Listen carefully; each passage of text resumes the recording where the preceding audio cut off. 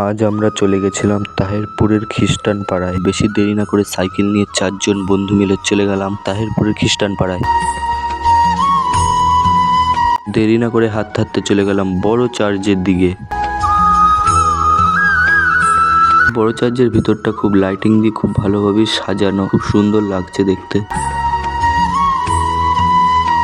চার্চের পাশে একটা মাঠ ছিল, সেই মাঠে দেখো একটা গোশালা বানিয়েছে। তো চলো আমরা দেখে আসি গোশালাটা।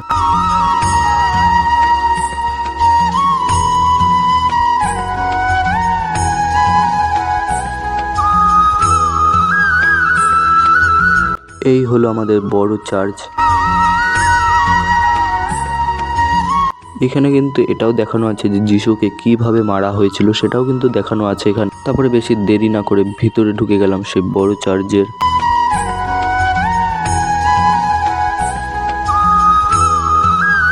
সবাই মিলে রওনা দিলাম তারপর বাড়ির দিকে। ভিডিওটা তোমাদের কেমন লাগে? যদি ইউটিউব দিয়ে দেখে থাকো তাহলে সাবস্ক্রাইব করে দিও। টাটা।